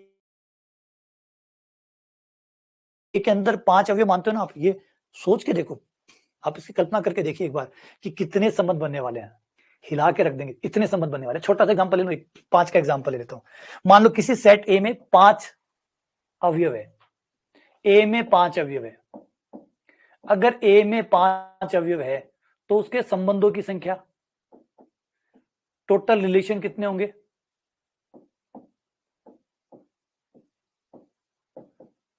बराबर 2 की पावर 5 का स्क्वायर, यानी 2 की पावर 25, 2 की पावर 25, 2 की पावर 10 होती है 1024, गुणा 1024 गुणा 32। इसे मैं कम से कम राउंड फिगर में भी लिखूं तो 1 2 3 4 5 6 और 32 और लगा दूं और 6 जीरो लगा दूं। इतने संबंध बनने वाले, कितने हुए, इकाई, दहाई, सैकड़ा, हजार, 10,000, लाख, 10 लाख, करोड़, 3 करोड़ 20 लाख संबंध बनने वाले। सोचो, कल्पना करो, ये मैंने राउंड फिगर में लिखा है, पूरा गुणा करता तो थोड़ा और बड़ा भी हो जाता। लगभग 3 करोड़ संबंध बनने वाले हैं, 3 करोड़, कितना बड़ा नंबर है। और सिर्फ 5 अवयव से, सिर्फ 5 से, ज्यादा नहीं, सिर्फ 5 अवयवों से। एक के अंदर ज्यादा अवयव नहीं लिए, 5 कितने होते हैं यार, 1 2 3 4 5, खत्म। 5 अवयवों से, अगर आपका समुच्चय 5 अवयव का है, सिर्फ 5 अवयव का, ए अगर 5 अवयव का है तो ए से ए में बनने वाले कुल संबंधों की संख्या होगी 3 करोड़ से ज्यादा। समझ आया, कितने, 3 करोड़, इतने संबंध बन जाते हैं एक छोटे से सेट के ऊपर। एक छोटे से सेट, कितना सोच के देखिए पहले इसको एक बार, इस चीज का अमेजिंग देखिए, कितना अमेजिंग। सिर्फ 5 अवयव के सेट पर, 5 अवयव के सेट की क्या हालत है। और पता है, एक भी नंबर अगर मैं बढ़ा देता, 5 के बजाय मैं 6 कर देता, तो पता है क्या होता, 2 की पावर 36। और 2 की पावर 36 पता है कितना होता, 2 की पावर 36, 2 की पावर 10, 2 की पावर 10, 2 की पावर 10, 64, 3 जीरो 3 जीरो 3 जीरो, कितने, 9 जीरो और 64 उसके, 9 जीरो लगा के 64 लिखिए। तो इकाई, दहाई, सैकड़ा, हजार, 10,000, लाख, 10 लाख, करोड़, 10 करोड़, अरब, 10 अरब, यानी 64 अरब संबंध होते तब, अगर 6 अवयव होते तो।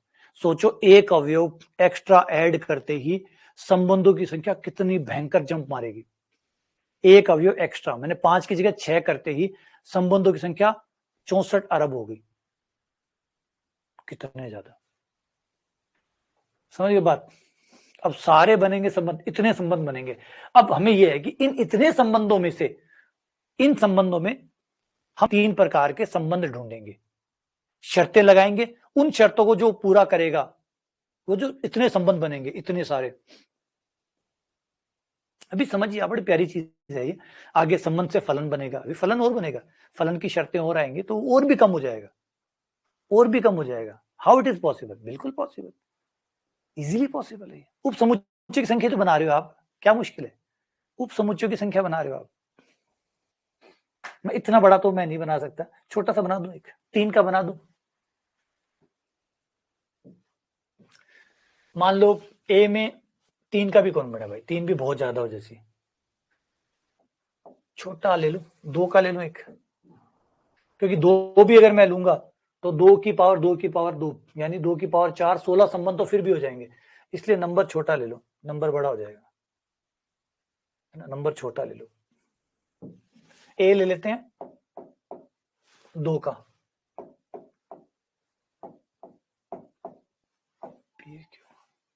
तो ए से ए में संबंध परिभाषित कर रहा हूं, तो ये पी क्यू हो गया, ये पी क्यू हो गया।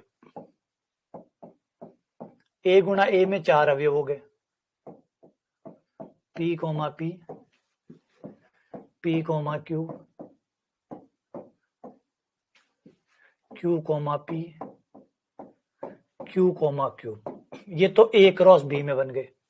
अब इसके सारे उप समुच्चय बनाते हैं, और हर उप समुच्चय एक संबंध है। एक बना खाली, एक बना खाली पी पी को लेकर, एक बना केवल पी क्यू को लेकर, एक बना केवल क्यू और पी को लेकर, एक बना क्यू और क्यू को लेकर। अब 2-2 को लेकर,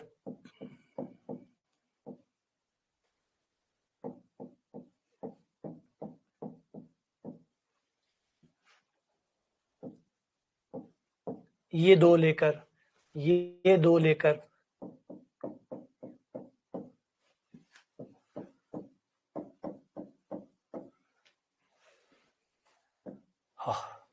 फिर ये 2 लेकर,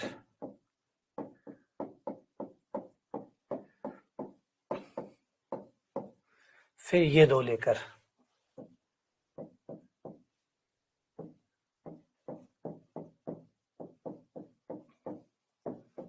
फिर ये 2 लेकर,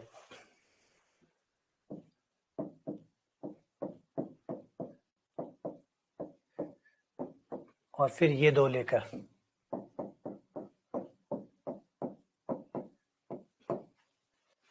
फिर 3-3 लेकर, अब 3-3 लेकर, अब कौन नहीं बना भाई, अब फिर 3-3 लेकर, फिर 4-4 लेकर। अब समझा इतने सारे क्यों बनते, इतने सारे क्यों बनते? पहले बनाते हो कुछ नहीं लेकर, वो एक बनता है, कुछ नहीं लेकर एक बनता है, फिर एक एक लेकर बनाते हो 4 बनेंगे, 2-2 लेके बनाते हो। अब अगर किसी गिनती करनी है तो हम यूज करते हैं हमारा क्रमचय संचय का इस्तेमाल। देखो क्रमचय संचय बड़ा शानदार काम करेगा। अगर ये n चीजें हैं, इन सारी चीजों को अगर मैं n बोल दूं तो कितने कितने बनेंगे उनकी गिनती करवाता हूं। सबसे पहले कोई अवयव न लेकर कितने बनेंगे, NC0, NC0, क्योंकि आपने n में से एक नहीं लिया, n में से एक भी नहीं लिया तो NC0, NC0 एक होता है। तो कोई भी अवयव ना लो और बिना लिए बनाओ तो बनेगा खाली, एक बनेगा खाली, ठीक है। एक एक लेकर बनाओगे NC1, NC1 होता है n के बराबर, यानी अगर ये 4 है तो एक एक के 4 ये बनेंगे। 2-2 लेकर बनाओ तो NC2, 3-3 लेकर, 4-4 लेकर, 5-5 लेकर। इस फॉर्मूले द्वारा आप पता कर सकते हो कि बिना कुछ लिए कितने संबंध बनेंगे, एक एक लेकर, एक जोड़े को लेकर कितने बनेंगे, 2 जोड़ों को लेकर कितने बनेंगे, 3 जोड़ों को लेकर कितने बनेंगे, 4 जोड़ों को, 5 जोड़ों को, 6 जोड़ों को, कितने कितने जोड़े लेने से कितने कितने बनने वाले हैं। क्लियर हुआ? इस तरीके से ये बढ़ जाता है, इस तरीके से मामला बड़ा होता चला जाता है, और बड़ा और बड़ा और बड़ा कॉम्बिनेशन बढ़ते चले जाते हैं, जो कि अपरंपार हो जाते हैं। और हर अपने आप में एक संबंध है, ये एक संबंध, ये पहला, ये दूसरा, ये तीसरा, ये चौथा, ये पांचवा, ये छठा, ये सातवां, ये आठवां, ये नौवां, ये 10वां, ये 11वां, फिर आगे आते जाएंगे, ये 16 बनेंगे, क्योंकि 4 है ना, तो 2 की पावर ये पी ए में 2 अवयव है ना, तो 2 की पावर 2 की पावर 2 यानी 2 की पावर 4 यानी 16, ये 16 बनेंगे। ऐसे 3 होते ही 4 होते ही ये पार से पार चलता रहता है, ठीक है ना। तो इतने संबंध बनते हैं एक छोटे से समुच्चय के ऊपर, एक छोटे से समुच्चय पे इतने संबंध बन जाते हैं। अब इन्हीं संबंधों को आगे जाके हम एक खास विशेष संबंध जो कि बन जाएगा फलन। संबंध एक समुच्चय थे और संबंधों का भी विशेष वो भी एक संबंध होगा। संबंध एक समुच्चय होता है, इसका मतलब फलन भी एक समुच्चय होगा। तो ये सबके सब समुच्चय ही हैं, लेकिन अलग अलग प्रकार के या खास खास प्रकार के। अब आ जाओ इनके ऊपर, इन 3 प्रकार के रिलेशन। अब ये जो इतने सारे बनेंगे, इतने सारे संबंधों को अगर ये शर्त कोई भी, जो संबंध इन शर्तों को पूरा करेगा उसे समतुल्य बोलेंगे, जो इसकी शर्त को पूरा करेगा उसको सममित संबंध बोलेंगे, और जो इस शर्त को पूरा करेगा उसको संक्रामक बोलेंगे। क्या है समतुल्य संबंध? समतुल्य संबंध कहता है कि जितने भी ए के अंदर अवयव है, जितने भी ए के अंदर अवयव है, हर अवयव का अपने साथ जोड़ा होना चाहिए। हर अवयव का ए का ए के साथ जोड़ा होना चाहिए आपके संबंध आर के अंदर। अगर आपका जो संबंध आर है ना, जो आर आपका संबंध है, उस संबंध के अंदर हर ए का, किसी एक ए का नहीं, सारे ए का, जितने भी आपके समुच्चय ए के अवयव है, हर अवयव का अपने साथ जोड़ा होना चाहिए। हर अवयव का अपने साथ उसमें जोड़ा होना चाहिए। जो भी ए के अवयव है, हर अवयव का खुद के साथ जोड़ा होना चाहिए। जैसे अब यहां पे हमने बनाए थे 16, अब इसमें से कितने संबंध समतुल्य है? जिनमें ए में कितने अवयव हैं? पी और क्यू। तो पी का पी के साथ, क्यू का क्यू के साथ होना चाहिए। यहाँ पे पी का पी के साथ है लेकिन क्यू का क्यू के साथ नहीं है, तो नहीं चलेगा। सबके लिए का है, सारे जोड़े खुद के साथ होने चाहिए, तो ये समतुल्य नहीं है। ये भी नहीं है, ये भी नहीं है, ये भी नहीं है, ये भी नहीं है। क्यू क्यू के साथ है लेकिन पी का पी के साथ नहीं है, तो ये भी नहीं है, ये भी नहीं है, ये भी नहीं है, ये है। पहला समतुल्य संबंध मिल गया, ये रहा, ठीक है। इसमें पी का पी के साथ है, क्यू का क्यू के साथ है, ठीक है। आगे भी ऐसे बहुत सारे मिल जाएंगे। देखो हमें ये प्रॉब्लम नहीं कि पी का किसी और के साथ है, हो बिल्कुल, लेकिन हमें 2 जोड़े चाहिए। ये 2 जोड़े जरूर होने चाहिए। अगर उसके अलावा भी कोई और चीजें हैं तो हमें कोई प्रॉब्लम नहीं है, ये 2 जोड़े जरूर होने चाहिए। इन 2 के अलावा तीसरा जोड़ा है तो भी अच्छी बात है, नहीं है तो भी अच्छी बात, हमें कोई प्रॉब्लम नहीं है। हमें ये 2 जोड़े चाहिए। 2 ही क्यों चाहिए? क्योंकि ए में 2 ही अवयव है, ए में 2 अवयव है, तो पी का पी के साथ, क्यू का क्यू के साथ, ये 2 जोड़े हमारे पास हमारे संबंध में होने चाहिए, तब वो समतुल्य कहलाएगा। अगर इनके अलावा और जोड़े हैं तो कोई प्रॉब्लम नहीं, हो मत हो, हमें कोई प्रॉब्लम नहीं, हमें हमारे जोड़े चाहिए। तो ये होता है समतुल्य की संबंध। समझ में आई बात? समतुल्य की शर्त है भैया मेरे जोड़े होने चाहिए, मेरे खुद के साथ वाले जो जोड़े है ना, वो मेरे आर में होने चाहिए। उसके अलावा और जोड़े हो मत हो, मुझे कोई मतलब नहीं है, समतुल्य ही कहलाएगा। अगर ए के हर अवयव का जोड़ा, ए में जितने भी अवयव हैं, हर अवयव का खुद के साथ जोड़ा आर के अंदर है, तो फिर संबंध समतुल्य है। उसके अलावा कोई हो मत हो, कोई फर्क नहीं, ये रिक्वायरमेंट है, ये रिक्वायरमेंट पूरी होनी चाहिए, ठीक है। क्लियर है ये बात समझ में आई? एक भी अवयव को आप छोड़ नहीं सकते। ए में जितने अवयव हैं उन सारे अवयवों का अपने साथ जोड़ा होना चाहिए। जैसे मान लीजिए ए के अंदर ए बी सी डी है, तो आपके संबंध को क्या चाहिए होगा समतुल्य बनने के लिए? ए का ए के साथ, बी का बी के साथ, सी का सी के साथ, डी का डी के साथ। उसके बाद में कोई जोड़ा हो अच्छी बात, मत हो अच्छी बात, ठीक है। तो अगर हम चित्र में देखें तो हम ये कह रहे हैं,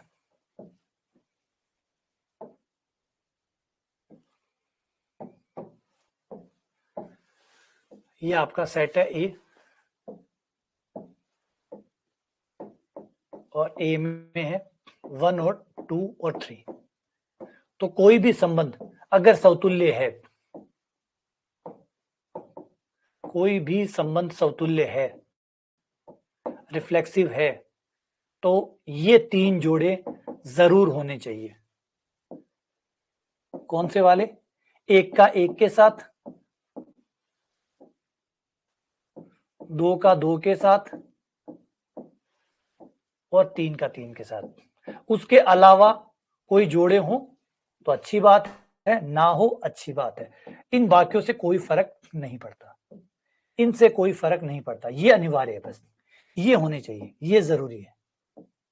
अगर ये है तो समतुल्य हो गया, उसके बाद में कोई और फर्क नहीं पड़ता, है ना। जैसे आप बस में बैठ गए तो आपको क्या फर्क पड़ता है कि कोई और लोग बस में बैठे नहीं बैठे, बैठे तो बैठे, नहीं बैठे तो मत बैठो, है ना। आप लोग कहीं ट्रेन से सफर कर रहे हैं या बस से सफर कर रहे हैं तो आप क्या देखेंगे कि बाकी लोग चढ़ गए या आप अपने आप को देखेंगे, मतलब मैं चढ़ू नहीं चढ़ू, बस वो इंपॉर्टेंट है, क्योंकि जा तो मैं रहा हूं ना। तो मैं नहीं चढ़ा, मैं क्या अपने चढ़ने मैं क्यों देखूंगा कोई और चढ़ा नहीं, क्या पता कोई नहीं जाना चाहता हूँ, कोई नहीं जाना चाहता हूँ, मैं जबरदस्ती उसको चढ़ा दूंगा, नहीं नहीं भैया गलत बात, चढ़ो प्लीज, चलिए मैं आपको इलाहाबाद घुमा के लाता हूँ। तो अगला मान लो नहीं जाना चाहता, क्या पता वो जाना चाहता है या नहीं जाना चाहता, उस पर छोड़िए, आप अपना टेंशन लीजिए। आप जाना चाहते हैं, बोले हाँ तो चढ़ जाओ। तो वही बात है, समतुल्य कहता भैया मेरे वाले जोड़े हैं क्या, बोले मेरे वाले जोड़े बस में चढ़ गए, बोले हाँ चढ़ गए, ठीक, बस बाकी चढ़े तो ठीक है, ना चढ़े तो ठीक है। नहीं सोचो, होता ना कई बार रील्स में आता है ना, वो जबरदस्ती सड़क सड़क पार करवा देते हैं, है ना, थोड़ी सी दया दिखाने के लिए, थोड़ी सी ऐसे मतलब मदद करने के लिए कि हम लोगों की मदद करते हैं, वो उसको सड़क पार करा देता है। वो पहले से बेचारी सड़क पार करके आई थी, वो उसको जबरदस्ती वापस सड़क पार करवा देता है। वो उसको थप्पड़ मारते हैं, नालायक अभी तो पार की थी आधी घंटा लगा के, आधी घंटा खर्च करके तो सड़क पार की थी, तूने वापस पार करवा दी। तो ये जरूरी है कि भाई बाकियों से कोई मतलब नहीं है, तुम्हें सड़क पार करनी है, तुम पार करो। तो ये समतुल्य इसलिए रहता है, समतुल्य अपने आप के तुल्य, बाकी जाए भाड़ में। सब तुल्य अपनी चिंता करता है कि मेरे लोग आ गए क्या, बोले आ गए, डन, चलाओ बस, बस को चालू करो। अगला आ जाता है सम्मित। तो अपना एक भी जोड़ा छोड़ेगा नहीं, याद रखना, अपना एक भी जोड़ा नहीं छोड़ेगा, अपने सारे जोड़े चाहिए इसको, सारे। एक भी जोड़ा कम पड़ गया खुद का तो ये बस को स्टार्ट नहीं होने देगा। सम्मित में आ जाओ। सम्मित का सीधी कहानी है कि भैया हमारे रिलेशन के अंदर है, उनकी बात हो रही है, जो भी हमारे रिलेशन के अंदर है, जो भी ए कोमा बी, जो भी रिलेशन में, रिलेशन के बाहर वालों से कोई मतलब नहीं है, जो रिलेशन के अंदर है उनकी बात कर रहा हूं। जो भी ए और बी का कोई भी जोड़ा जो हमारे रिलेशन में है, उनके लिए बात हो रही है। तो बी कोमा ए भी हमारे रिलेशन में होना चाहिए, बस। अगर कोई भी जोड़ा हमारे रिलेशन में रह रहा है ए कोमा बी का, तो फिर बी कोमा ए भी रिलेशन के अंदर होना चाहिए। जो है उन्हीं की बात हो रही है, बाहर वालों की बात नहीं हो रही है, बाहर वालों की बात नहीं हो रही है। जो रिलेशन में है, जो आर के अंदर डले हुए हैं, उन्हें देखना है कि उनमें से जो भी जोड़े हैं, ए कोमा बी है तो उसको बी कोमा ए करके देखो क्या वो है, हाँ डन, बस। बाहर वालों पे ध्यान नहीं देना है, जो छूट गया उस पे ध्यान नहीं देना है, जो बस में चढ़ गए उन पे बात करनी है, जो चढ़ गए उन्हें जाके देखो और देखो कि जो जोड़ा अंदर है पहले होना चाहिए, पहले आपके पास होना चाहिए। जो भी जोड़े आपके पास हैं उनको पलट पलट के देखो, अपने ही जोड़ों को, ऐसे नहीं बाहर वाला कोई बाहर छूट गया उसको पलट के देख रहे हो, नहीं, जो आर के अंदर आ चुका, जो बस के अंदर चढ़ चुके, अब उन्हें देख के पलट के देखिए कि क्या उनको पलटने के बाद भी वो अंदर है, अंदर चढ़ चुके हैं, उनको ही देखना है, बाहर वालों को मत देखना। जो छूट गया सो छूट गया, जो बस में चढ़ गया उसकी बात हो रही है, जो बस में चढ़ गया, जो आर में आ गया, उन आर में आने के बाद उन लोगों को पलट पलट के देखना है कि वो सम्मित वो है या नहीं है। बात समझ में, दोबारा रिपीट करता हूं, इस बात की गहराई पकड़ो और समझो। जो बस में चढ़ गए हैं, जो चढ़ गए हैं, बस के अंदर चढ़ गए हैं, जो रह गए उनके जाने दो, जो चढ़ गए हैं उनकी बात कर रहा हूं। जो बस के अंदर हैं उनको पलट पलट के देखो, अगर उनको पलटने के बाद वापस अंदर आते हैं या नहीं आते। अगर कोई नहीं आता है, एक भी बंदा जो बस में चढ़ गया लेकिन उसका उल्टा बस में नहीं चढ़ा है, तो फिर संबंध सम्मित नहीं है। डन। चलो फिर ये बताओ कि खाली संबंध सम्मित होगा या नहीं होगा। खाली संबंध, ये संबंध ए क्रॉस ए पे बना कोई संबंध आर खाली है, ए क्रॉस ए पे बना कोई संबंध आर खाली है, क्या ये सम्मित होगा या नहीं होगा, ये सम्मित होगा या नहीं होगा।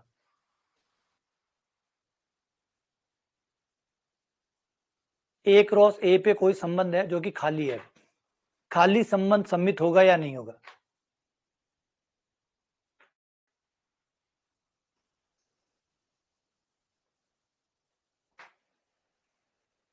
शाबाश, बिल्कुल, हाँ, शाबाश, बहुत बढ़िया। होगा, बिल्कुल होगा। क्यों होगा? क्योंकि मैंने पहले कहा जो छूट गया उसकी चिंता नहीं करनी है, अंदर वालों की चिंता करो। क्या अंदर कोई है जिसको पलटने पर वो वापस अंदर नहीं आता? बोले कुछ है ही नहीं, पलटने के लिए कुछ है ही नहीं, पलटने के लिए आपके पास कुछ है ही नहीं, तो यह सम्मित है। परिभाषा पे गौर करो, सम्मित है। क्यों है? क्योंकि मैंने क्या कहा था, अपनी बस के अंदर जाओ और अपने बस के अंदर जोड़ा उठाओ और उसे पलट के देखो। बस के अंदर तो जोड़े है ही नहीं, किसको पलटूं? बस में जोड़े है ही नहीं, पलटू किसको? देखो पहले ये लिखा हुआ है, ये बाद में लिखा हुआ है, आप पलटना पहले शुरू कर देते हैं। तो पहले अपनी बस में जाइए, अपने समुच्चय में जाइए, एक जोड़ा उठाइए तसल्ली से और फिर उसे पलटिए। तो जोड़े ही नहीं है, किसको पलटूं? तो बाय डिफॉल्ट ये सच हो गया, बाय डिफॉल्ट ये सच हो गया, है ना? गलत कब होता? मैं गलत कब होता? जब मैं एक जोड़ा उठाता, एक जोड़ा उठाता फिर पलटता और वो वापस न मिलता, है ना? तो ही तो होता। कोई जोड़ा मेरे पास होता, मैं पलटता, वो नहीं आता, तो फिर नहीं होता ना, तो उसमें कुछ है ही नहीं। तो मैं गलत कैसे हुआ? मैंने क्या कहा, इस शर्त को पढ़ी, इसलिए मैंने कहा था ये कंफ्यूजन करता है, ये कंफ्यूजन करता है। ये शर्त क्या कह रही है? शर्त ये कह रही है कि पहले आप आर में से एक जोड़ा उठाइए, अगर जोड़ा उठाने में आप असफल हो गए तो फिर आप ये चीज चेक नहीं कर सकते, आप ये चीज चेक नहीं कर सकते। पहले आपको अपना एक जोड़ा लाना होगा, इस चीज को चेक करने से पहले आपको जोड़ा लाना होगा। जैसे कोई भी फेल या पास करने से पहले आप परीक्षा तो करवाओगे, अगर आप परीक्षा ही नहीं कराते तो आप किसी को बता सकते हैं कि वो फेल हुआ या पास हुआ? तो बाय डिफॉल्ट वो पास ही माना जाएगा। अगर आप परीक्षा नहीं करवाते हैं तो बाय डिफॉल्ट क्या माना जाएगा? पास। क्योंकि परीक्षा कराने के बाद फेल हो सकता है, परीक्षा कराएं पहले फेल नहीं हो सकता, परीक्षा कराने से पहले तो वो पास ही कहलाएगा। सही है गलत है? हाँ, परीक्षा कराओ फिर आप उसे, अगर वो नहीं कर पाया तो फेल हो सकता है, लेकिन परीक्षा कराए बिना आप किसी को फेल नहीं कह सकते। परीक्षा कराने से पहले हर बच्चा पास है। जैसे कोविड में हुआ था, परीक्षा नहीं करवा पाए तो पास करना पड़ा, क्योंकि परीक्षा कराए बिना आप फेल नहीं कर सकते। परीक्षा कराए बिना आप पास कर सकते हैं लेकिन फेल नहीं कर सकते। आप ऐसे नहीं कह सकते मैंने परीक्षा नहीं कराई तुम फेल हो, ऐसे कैसे फेल हो भाई? पहले परीक्षा कराओ, परीक्षा कराने के बाद ही फेल हो सकता है, परीक्षा कराए बिना फेल नहीं हो सकता। तो वैसी वही बात है कि पहले परीक्षा तो करवाओ, ये तो खाली पड़ा है, अब खाली की परीक्षा कहां से कराओगे? कोई जोड़ा है ही नहीं, तो परीक्षा कराने के लिए कुछ है ही नहीं, तो बंदा पास हो गया, पप्पू पास है ना? क्लियर है ये बात? तो ये पास हो गया। हाँ, याद रखो जो मैं बार बार कह रहा हूं, जो मेरी लाइन है मेन लाइन, उसको पकड़ो कि किसी को फेल कहने से पहले, अगर आप कहते हो सम्मित नहीं है तो पहले परीक्षा कराओ। अगर परीक्षा कराने में सक्षम नहीं हो तो आप उसको फेल नहीं कह सकते, फेल कहने से पहले परीक्षा करानी पड़ेगी। क्योंकि मैं, कोई भी बच्चा फेल होगा तो वो पहले पूछेगा बताओ कैसे फेल किया। तो अगर आप कहते हैं कि सम्मित नहीं है, मान लेते हैं, मैंने मान, तो बताओ कौन सा जोड़ा ऐसा मिला आपको कि जिसको पलटने के बाद वो आर में नहीं आया? तो पहले आपको कारण बताना पड़ेगा। यहां पर किसी भी चीज को अगर आप बोलते हैं सम्मित नहीं है तो मुझे कारण बताओ क्यों नहीं है, कौन सा जोड़ा आपको ऐसा मिल गया जिसको पलटने पर वापस नहीं आया? आपको वजह देनी पड़ेगी, फेल करने के लिए आपको वजह देनी पड़ेगी। अगर आप वजह नहीं दे पाए, जैसे मैंने कहा जब तक आप परीक्षा नहीं करा पाए, आपको उसे पास ही मानना पड़ेगा कि वो पास है, पप्पू पास है। ठीक है, क्लियर है? समझ में ही बात है? परीक्षा कराओ फिर बोलो फेल है यार, परीक्षा करा के फेल कर सकते हो, पहले फेल कर दोगे क्या? परीक्षा कराए बिना ही फेल थोड़ी कर दोगे। तो आर खाली पड़ा है, आर की परीक्षा ही नहीं हुई, अब परीक्षा हो भी नहीं सकती क्योंकि खाली है, परीक्षा हो नहीं सकती तो आर पास है, ये प्रमोट होगा, ये बाय डिफॉल्ट ये प्रमोट होगा, अगली क्लास में जाएगा। ठीक है, संक्रामक में आ जाओ। संक्रामक में भी सेम याद रखना, संक्रामक में भी याद रखना पहले परीक्षा करानी है, पहले आपको दो परीक्षाएं करानी है, एक आपको ए और बी लाना है, फिर आपको बी और सी लाना है, पहले दो परीक्षाएं करानी है, पहले 2 परीक्षाएं करानी है। अगर आप 2 परीक्षा कराने में असफल हो गए तो फिर आप उसे फेल नहीं कर सकते। पहले आपको 2 परीक्षाएं करानी है, फिर 2 परीक्षाओं में 2 परीक्षाएं करा दी आपने, ठीक। अब 2 परीक्षाएं कराने के बाद में परिणाम देखिए, क्या ए सी आर में आया या नहीं आया। अगर आया तो पास, नहीं आया तो फेल। लेकिन अगर आप परीक्षा कराने में फेल हो गए, आप 2 परीक्षाएं लेने में फेल हो गए, तो फिर वो बच्चे का फेलियर नहीं माना जाएगा, वो आपका फेलियर माना जाएगा। इसलिए आपको बच्चे को पास करना पड़ेगा। पहले तुम्हें 2 परीक्षाएं करानी है, 2 परीक्षाएं। पहली परीक्षा एग्जाम नंबर 1, आपको एक जोड़ा पहले आर में से लेके आना है, फिर एक और जोड़ा आपको आर में से लेके आना है, 2 जोड़े आर में से लेके आने हैं। अगर 2 जोड़े ना ला पाए तो ये आपका फेलियर है, बच्चे का फेलियर नहीं है। अगर आप 2 जोड़े ना ला पाए, अगर आप 2 जोड़े ना ला पाए तो ये आपका फेलियर है, बच्चे का नहीं, बच्चा पास है, ठीक है। हाँ, अगर आप 2 जोड़े ले आए, फिर तीसरा जोड़ा अगर बच्चा ले आया तो बच्चा पास, नहीं ले पाया तो फेल। ला पाया तो पास, नहीं ला पाया तो फेल। लेकिन इस बात करें एग्जाम, तो इसका छोटा सा एग्जाम्पल लेता हूं मैं, बढ़िया है। पति पत्नी वाला एग्जाम्पल ले लो, पति पत्नी वाला एग्जाम्पल ले लो। एक्स और वाई में एक संबंध है कि एक्स वाई का पति है।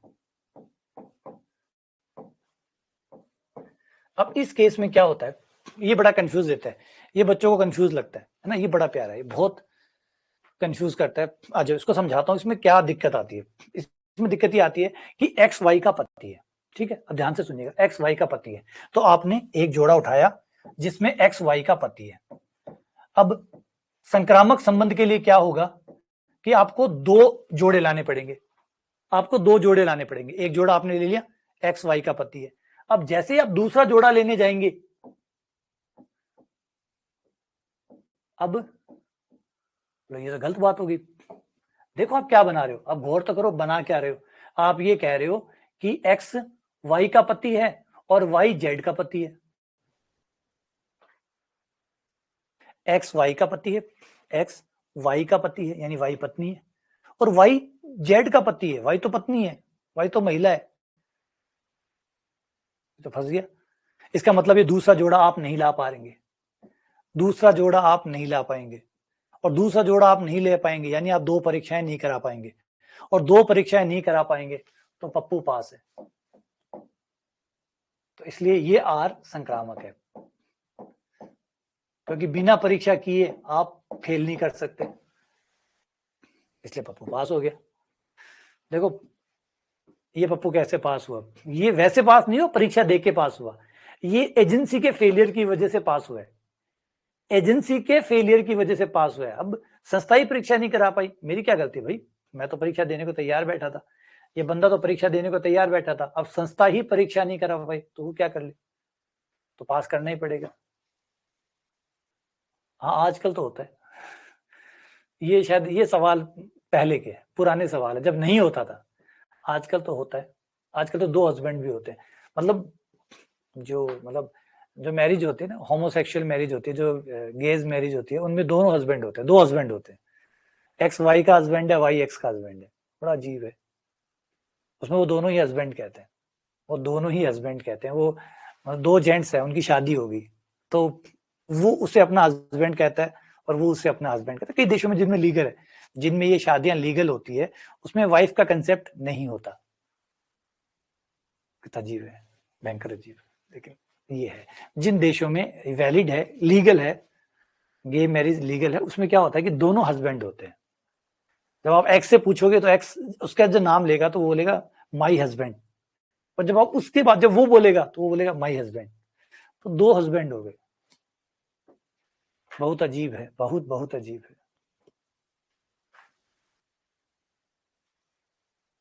कुछ चीजें गला उतारना बड़ा मुश्किल है, अभी हम उतने तैयार नहीं है। देखो सही गलत नहीं, बात सही गलत की नहीं होती, बात होती है एक्सेप्टेंस की। क्या हमें अभी इतने, अब हम देखो जो है ना, डेवलप नेशन जितने डेवलप नहीं है, डेवलपमेंट का मतलब सिर्फ जमीन की डेवलपमेंट की नहीं होती, और भी बहुत सारे होते हैं, दिमागी रूप से भी इतना डेवलप होना। अभी हम उसको अगर मान लो कानून बना भी देते हैं तो हमारा एक्सेप्टेंस नहीं आएगा। क्या लगता है एक्सेप्टेंस आ जाएगा? कानून तो बहुत सारे बनाए हुए हैं, ढेर सारे कानून बनाए गए, कौन से कानून ने हमें एक्सेप्टेंस दिला दिया, कौन से कानूनों ने हमें एक्सेप्टेंस दिला दिया। आज भी जो चीजें हो रही थी, कानून बना के आप एक्सेप्टेंस नहीं ला सकते। ये सबसे घटिया तरीका है एक्सेप्टेंस दिलाने का। मतलब आप सोचो, आप अपने बच्चे को होशियार बनाना चाहते हैं डंडे के दम पे, क्या हो सकता है? आप अपने बच्चे को मार मार के आईएएस करवा सकते हैं? और करवा सकते तो हर माँ बाप करवा लेता। हो सकता है आप अपने बच्चे को अच्छा बना सकते हैं एक डंडे के बल पे, डरा के धमका के? सवाल ही नहीं उठता। तो सेम वही, कानून अपना काम करता है, वो डराने धमकाने काम करता है, जो काम नहीं करता। आप किसी बच्चे को देख लीजिए अपने परिवार में या घर में, किसी भी इंसान को आप डरा धमका के उससे अच्छा करवा लीजिए, अगर वो कर दे तो एक्सेप्टेंस खुद से आती है। खुद से आना अभी इतना परिपक्व दिमाग हमारा नहीं है, तो हमारे लिए भी बड़ा मुश्किल होगा ये समझ पाना कि पता नहीं क्या हो रहा होगा उन देशों में, वो कैसे रहते होंगे, क्या करते होंगे। तो फिलहाल तक हम उसी अपने पुराने सिद्धांतों पे ही चलते हैं कि भैया एक पति होती है, एक पत्नी होती है, और पत्नी किसी का पति नहीं हो सकता। तो उस आधार पे ये 2 परीक्षाएं नहीं करा पाया, और 2 परीक्षाएं नहीं करा पाया, इसलिए बाय डिफॉल्ट पप्पू को पास करना पड़ा, और पप्पू बन गया संक्रामक। फाइनली पप्पू पास हो गया। सही है। तो चलो इसी के साथ क्लास को विराम करते हैं, और कल फिर मिलते हैं। कल इसको और बेहतर करेंगे और इसको समझेंगे। नहीं, ऐसा संकट नहीं, बड़ा पेचीदा है। कई बार चीजों को इतना आसानी से मत समझिए, इतना आसानी नहीं है, इतना आसान नहीं है कि अगर, पहली बात तो एक बात खुले दिमाग से समझिए कि अगर मान लीजिए फॉरेन कंट्रीज, जिन कंट्रीज ने इसको लीगलाइज किया है, वो कोई बेवकूफ नहीं है, वो यूं ही नहीं है कि यूं ही लीगलाइज कर दिया है ना। पहले एक बात समझिए कि वो लोग अगर हमारे डेवलप्ड नेशन है, हम डेवलप्ड नेशन उनको यूं ही नहीं कहते। अगर वो डेवलप्ड नेशन है, इसका मतलब है उन्होंने सारे जोड़ बाकी करके ही उसको लीगलाइज किया होगा। ऐसा नहीं कि यूं ही बस फर्रे फेंक दिए, ठीक है कर दो, ऐसा नहीं रहा होगा। जरूर उन्होंने सारे जोड़ बाकी सब किए गए हैं, और सब कर कुरा के समझा होगा, और पूरा तथ्यात्मक आधार रहा होगा, तब भी उसको एक्सेप्टेंस दी है, वरना कैसे देते। हमारे भी अभी पहले ये अपराध हुआ करता था, अब सुप्रीम कोर्ट ने भी धारा हटाई थी, कि नहीं ये अपराध तुम्हें नहीं आता। तो इसका मतलब कहीं ना कहीं सुप्रीम कोर्ट को भी कुछ लगा होगा, तभी तो हटाई है। तो ये चीजें इतनी पेचीदा है कि अभी इसको समझने के लिए मेरा दिमाग तो तैयार को नहीं भाई। थारो तैयार है थे, सोच लो, मैं अभी तैयार को नहीं। I am out. ठीक है, मिलते हैं आप लोगों से।